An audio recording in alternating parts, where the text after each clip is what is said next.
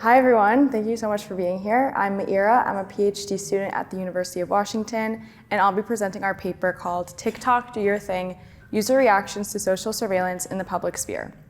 This work was in collaboration with Miranda and my advisor, Lindah Kotut. So I'll start with what exactly is TikTok, Do Your Thing. About a year ago, as someone unfortunately chronically online, I started repeatedly encountering a viral trend on my TikTok For You page. Over and over again, I see a video, recording, or image of someone, ostensibly a stranger, walking down the street or doing something else in public, like watching a concert or driving a car. The video often had text overlaid or a caption reading something along the lines of, "TikTok, do your thing. Please help me find this person." So the original poster of this video, who we call the creator, would sometimes leave additional information about the location they encountered this person at and what their motivations were for wanting to find them, which were often something romantic, like thinking they were cute and wanting to see them again, or just find their social media accounts to stalk them. Sometimes when I opened the comment sections, I'd be shocked to see that the person, who we call the subject, had actually been successfully found, they were identified by name or social media handle in the video comment section. So while presumably well-intentioned, the videos in this TikTok Do Your Thing trend do engage in acts of surveillance and identification in the public sphere, both of which pose serious potential privacy and societal issues. These stakes include limiting personal freedoms and chilling free speech, leading to the embarrassment or discomfort of individuals, or impacting personal and professional freedoms by eroding someone's anonymity. So before I begin the rest of my presentation, I want us all to think about what does it mean that once we're in public, anyone can record us? And what are the implications of those recording allowing anyone, such as the everyday passerby, to then use that information to identify us? We find these questions especially important now, as the increasing development and popularity of wearable devices such as smart glasses pose additional questions about the norms and limits of surveillance in the public sphere. Additionally, historically, US courts tend to primarily care about issues of surveillance in private, while surveillance in public is not able to be as easily actioned upon through the law. Lastly, TikTok is a newer and relatively under-researched social media platform with a very young user base, making deep analysis of viral trends crucial for understanding the privacy perceptions and behaviors of young online users. So given all that, in this project, we analyzed videos and the comment sections from the TikTok Do Your Thing trend to investigate user perceptions of recording someone in public and leveraging social media platforms to identify them. To do this, we collected TikTok videos from the trend using relevant search terms and some manual methods between October 2024 and January 2025. We filtered our dataset down to 60 videos and then scraped approximately the top 30 comments from each video. So from the 60 videos, we had an associated 1,901 comments. Our final dataset included 60 videos. 57 were in English, 2 in a mix of English and Filipino, and 1 in Spanish. Videos were posted to TikTok between 2021 and 2025. And then to analyze this data, we manually coded video features and characteristics to analyze the videos and conducted a reflexive thematic analysis of our comments to identify key patterns and themes through several rounds of coding and discussion. So before I begin the rest, I just want to say that studying user-generated content from social media, even when that data is public, does pose potential harms and ethical consideration. So we took several key steps to remember the human when dealing with this publicly available data to maintain the anonymity and privacy of all the TikTok creators, commenters, and subjects involved in our data set. We took a few steps here. We give only high-level descriptions of the videos. We don't share the names of any specific TikTok account handles or user reference. We excluded screenshots and recreated when needed, and we paraphrase all comments to the best of our ability while maintaining their integrity and semantic meaning. So I'll now walk through some of the key characteristics of the trend itself from our video analysis and then follow up with the comments. So starting with the videos. Of our 60 videos, we found that 19 individuals were successfully identified, meaning that the TikTok Do Your Thing search was successful in just under a third of all cases. We also learned that there are some TikTok accounts specifically dedicated to this trend. These videos generally occurred in highly public spaces, and the most frequent setting was cultural events such as concerts or music festivals. And we were also able to categorize what types of information was revealed or disclosed about the subject in the video. So in addition to their faces, the videos could reveal information about where they worked, what kind of vehicle they drove, and if they were successfully identified, their social media handle, full name, age, and/or nationality might be included as well. So that's a lot of information at stake and up for grabs, given only a single image or recording, some algorithmic targeting, and information crowdsourcing on TikTok. Overall, our analysis does confirm it is highly possible to identify and gather information about a stranger in public via this TikTok trend. So I already mentioned, but beyond looking at the videos themselves, we were super interested in analyzing the comments to understand user reactions and perceptions towards this practice. So let's take a look at what people were actually saying. Of the comments analyzed, we found, unsurprisingly, a large portion expressed no overt reactions and instead consisted primarily of spam comments, tags, or just undecipherable combinations of text and emoji.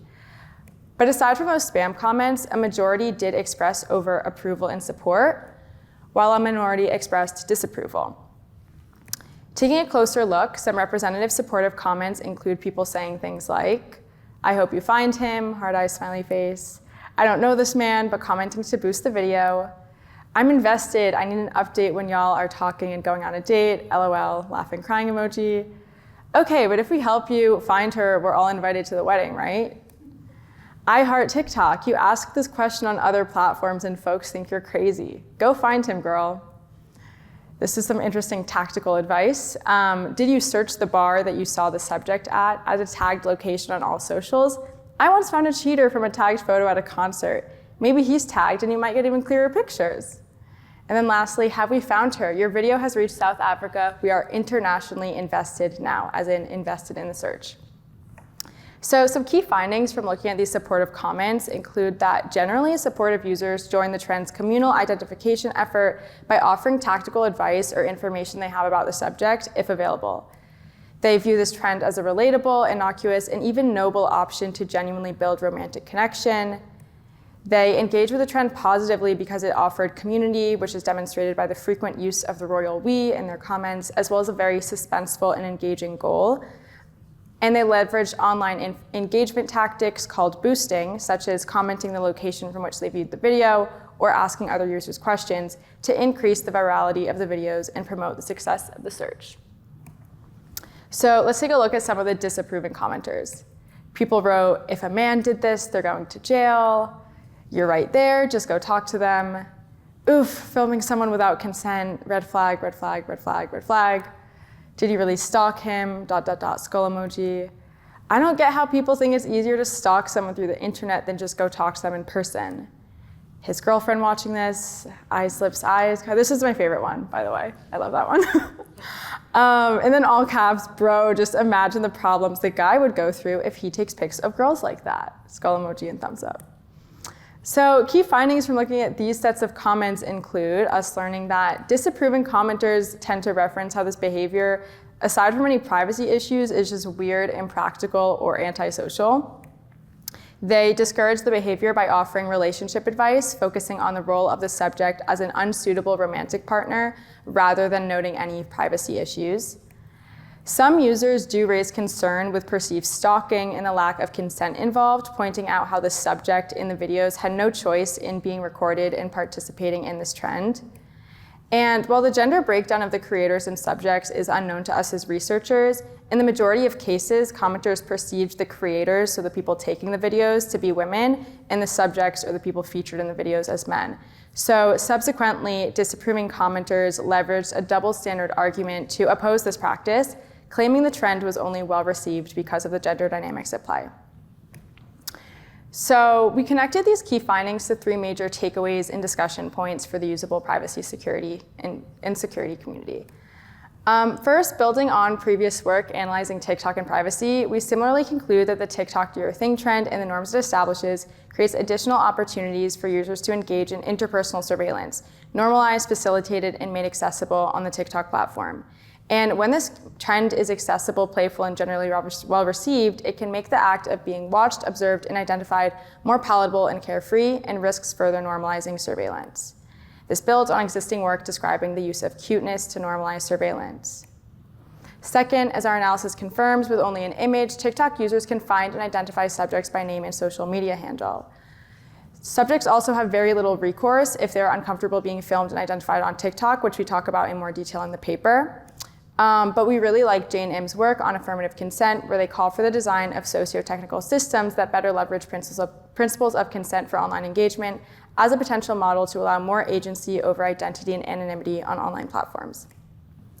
And then lastly, the social media facilitated surveillance and identification, as well as the interpersonal dynamics at play in this trend, where the creator is surveilling the subject, and then other TikTok users are monitoring and engaging with the TikTok creator's videos, positions this practice as an act of social media facilitated social surveillance.